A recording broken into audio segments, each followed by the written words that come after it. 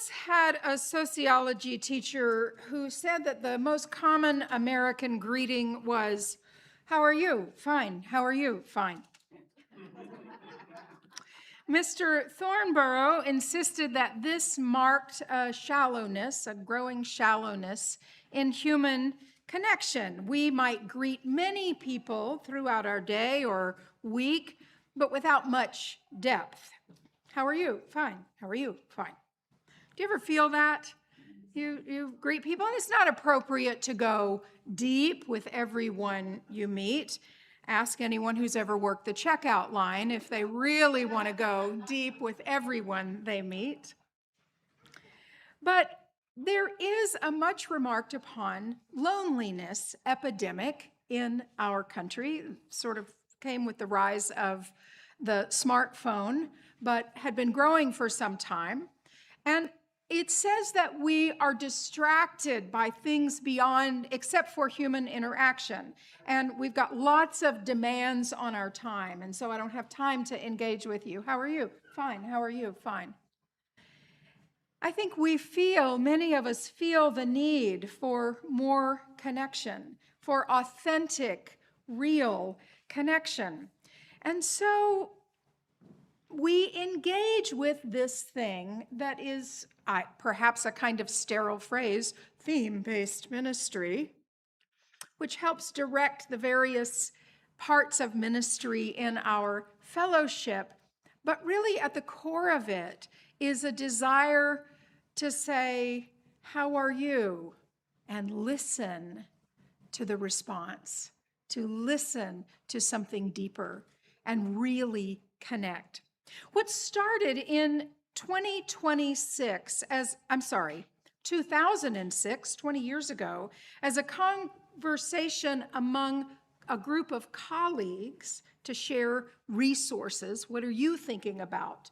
Beginnings or transition, or what are you thinking about among colleagues, has grown into Soul Matters, this theme-based curriculum that's used by over 150 Unitarian Universalist congregations in the United States and Canada. So we're one of them. Not all UU congregations use this, but many do, and we share resources together. As far back as 2016, this was the first I found about it, the Reverend Kent began using Soul Matters for Sunday services and the resources there. And as I understand it, our small groups began around 2020 during the pandemic as a way to keep people connected when that time, remember that time? The air was poison. We couldn't be together. So we thought, right? We knew. So we're entering our 6th year, and many of you have participated as a group member or a facilitator. Who has participated in Soul Matters as a group member or facilitator? Hey, that's pretty good. And room to grow. The best way for us to learn about this program, I think, is to hear from people who have been directly affected by it or who have a practice that they're eager to share. And so we're going to hear from Brita Rekva. I'm working on that pronunciation. Is that good? Okay. Rob Manette and Mary Darrow. And so come and share with us what you're thinking about, what's compelling, what compels you to participate in this, and what has been the benefit for you over time.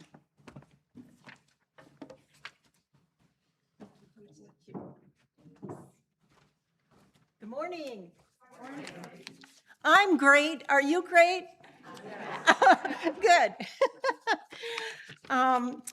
I'm really tickled to share a new program with you from the Soul Matters family. It's called Practice Matters, and it will be a new group here for us this year. Sue Kirsten and I will be co-facilitating. She and I have had lovely conversations about the material as we've been looking at it, and we're really excited to share this with you. So let me tell you a little bit about it. Practice Matters draws from a variety of religious and spiritual traditions, offering a menu of 18 spiritual practices. Obviously, we're not going to do all those this year. We are starting with 3 that we've chosen.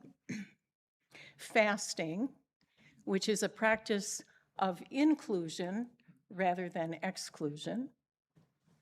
Labyrinth, which is an ancient spiritual practice.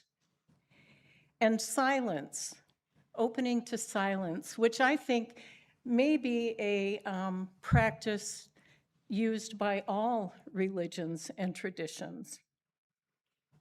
It's our hope that as the group gets going this year, the group members will then identify from our menu of options things that they would like to explore. So this is a serious study group. And to that order, we are going to give each practice 2 months of our attention. We're hoping that this inspires a really deep dive and allows for some integration and discernment of the material so that then you can decide, is this a practice you want to incorporate into your daily life? So the nuts and bolts here, we're going to be meeting the first Thursday of each month at 6:30 here in person, beginning October 1st. I hope that you'll join us. You know, sustained spiritual practices don't make you, here's the disclaimer, don't make you a more spiritual person. You're already a spiritual person. What they do is they polish your humanness. They polish your humanness so that you are able to carry all of those things that life brings you. I think of it as the work of becoming. And there's a bonus here. It's a big, big, big bonus. As you become the most authentic person you can be, the most loving person you can be, the most compassionate, the most generous, the most inclusive person you can be, it changes you, sometimes in radical ways. Isn't that astounding? But what's really astounding is it changes the people around you. It changes the place around you.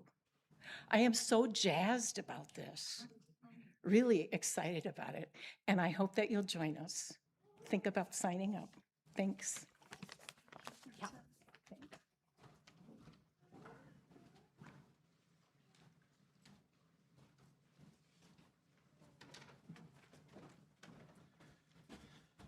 Good morning.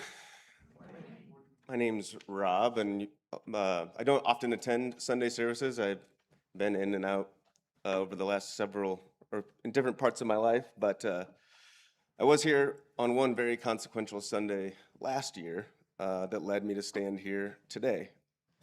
And that was the day just like this, where people shared their experiences with Soul Matters.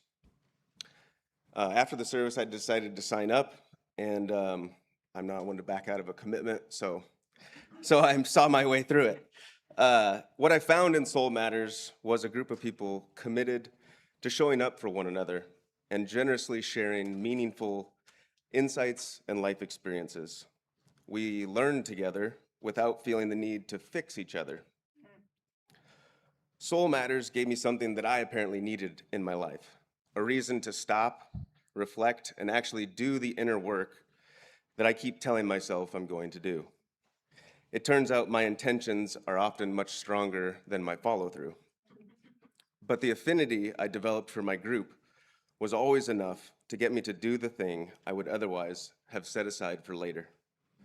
And over the course of the program, I filled 32 pages in a journal with my reflections on the monthly themes. One of the recurring exercises in Soul Matters is called Finding Your Question. And this past November, our theme was gratitude, And I chose the question, have you found the gift in the thing you wish hadn't happened?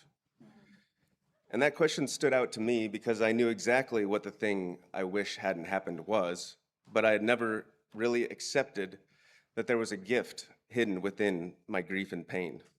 So after sitting with this concept for some time, I realized that the gift was learning to live life in the here and now, spend time with the people that I love, take work less seriously, and make a sincere effort to leave nothing unsaid. While the personal reflections helped me discover things about myself, the group discussions helped me to put those discoveries in a broader human context. And listening to people whose experiences and perspectives were different from mine often revealed meaning that I would have never found independently. There are a lot of societal messages that tell men to suppress big feelings and avoid expression. I can't speak for all men, but vulnerability has always been difficult for me. And I got nervous before every group meeting. And I even tried to talk myself out of attending once or twice. But sitting in that circle, witnessing the vulnerability of everyone else, gave me the strength to tell my truth. I'm so grateful that I was there to hear their stories and that they were there to hear mine. It feels good to be seen and heard, and that's the gift my Soul Matters group gave to me.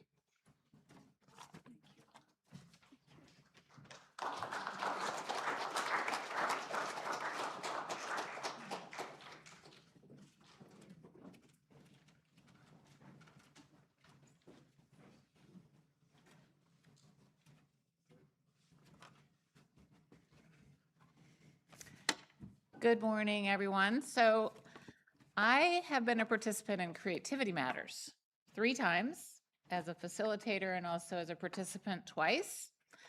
So like Soul Matters, we have practices, and I want to touch on 3 different things.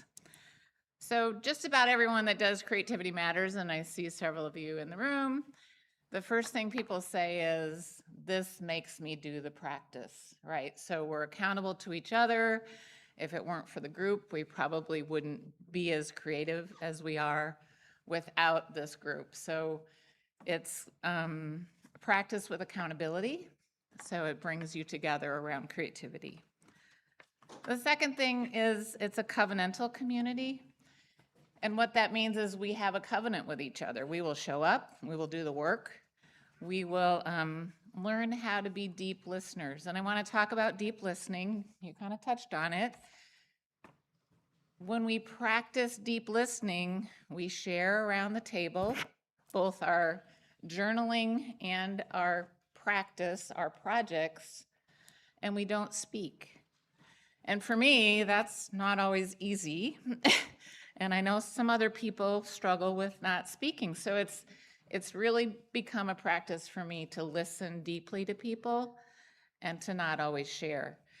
And so we hold this space of deep listening in covenant with each other, and it's very powerful. We're not all good at deep listening, but we practice, right? So the third thing is learning about each other. I've learned that there are poets and there are art journalers, and where's Mike Frankham? He's learning how to make shoes. You know, like, who does that, right? So I'll never forget, he brought a shoe and put it on the table. I'm trying to learn how to make shoes, you know, like. So it's a fabulous experience to be in creative spirit with other people and to learn deeply about their practices. And one of my practices is my portable studio. So I started doing this. This might be for the kids. I've heard that young people now are doing analog bags to get off their screens, which I think is so super cool. So this is my portable studio. I take it with me when I travel. I take it with me on airplanes. I take it with me when I go camping. And, you know, the stuff changes. So let's see, I have journaling pages. I have binoculars. I have my writing journal, which is where my Creativity Matters stuff is in. Let's see. Oh, my art journal, which I don't know, I can show it to you, but it's full of stuff. What else? I've been painting lately, so I have these little postcards, and I call it my mountain meditation. So I've been painting mountains. We've been in California and Utah and Colorado, and most recently, the Smoky Mountains. So I've been doing a mountain reflection when I'm in these spaces. So markers, paintbrushes, watercolors, what else? Oh, we were in Cherokee, North Carolina, so I picked up some Native American cards and a book with Native American reflections. So, oh, water communion. I have water in here from a lake in North Carolina. So I highly recommend a portable studio or an analog bag, which this is what I bring with me. So, but Creativity Matters has been so powerful for me and so fun to get to know other people in their creative spirit. So, thank you. How'd I do? You did great. Thanks. She thought she'd have to like yank me off the stage. Thanks.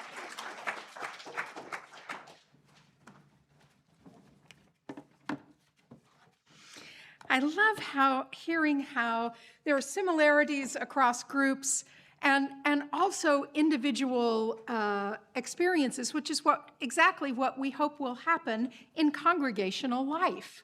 Not only in our small groups, but in our congregational life. We have a common experience and a common space, but each of us takes something different away from it. So, as we see, there will be a couple of new offerings this year. Practice Matters. And I'm going to be offering, co-leading a group called UU Writers. And while it's true that each Soul Matters group has a writing component, this one will be more focused on writing and perhaps using something that we've written, going a little deeper with the writing practice. I hope that there will be an opportunity to revise. It's not just a first pass through, but a revision part of it. Monthly prompts. Each group has a monthly prompt. So what are the basics of this, the nuts and bolts? Well, guess what? You can't sign up today. We have a few more tweaks to make before we're ready for our signups of the group. But if you'll watch the Friday email, and I know you all open and read your Friday email, yes? Yes, thank you. Thank you, Bob. That's where the information will be, and probably within a couple of weeks, we'll have a sign-up table on Sunday. Each facilitator or facilitator pair decides what day they want to do it on. So if the only day that's available to you is the first Thursday of the month, you're going to want to do Practice Matters. If the only day that's available to you is the third Tuesday of the month, you're going to want to do the Writers. There will be some other days in there, but the facilitator of that group gets to decide the date. We could frankly use a few more facilitators. Can you do this if you've never done it before? Of course you can.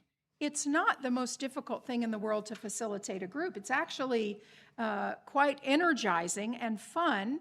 And you have to keep some loving boundaries on folks who want to talk a little longer or take more time or interrupt, because the thing is this active listening. You know what I love about that? I'm often in a group thinking what I'm going to say next. And when I'm doing active listening, I'm really paying attention to your story and not thinking how I'm going to respond to it. That's powerful. That's a powerful learning for me. So we could use a few more facilitators. If you are interested, I would invite you to speak to the Soul Matters maven, Sue Kierson. Sue, will you raise your hand? If you facilitated any kind of group in an academic setting and another work setting, if you facilitated a group before, you would easily do this. And even if you haven't, there's training available for facilitators. You know, we're going to end this service early today. Look at that. We'll have a little extra time. And I think one of the things that we can do is hook up with people who were in your Soul Matters group before, or talk to each other about why you have done it or you have not done it, what you think might be useful in a way to do it. I want to say one other thing. Rob, you're a good example of this. Do you have to be a member of the fellowship to participate in Soul Matters? No, not at all. I say often that we want people who are visitors and friends to do all the things at the fellowship. So you'll learn what we're about. And this is a really good way to do that. So thank you for your participation and your leadership in it. There are always more things we can say and do and be together. And part of what we can do is just be together. So let's sing together and then we'll close.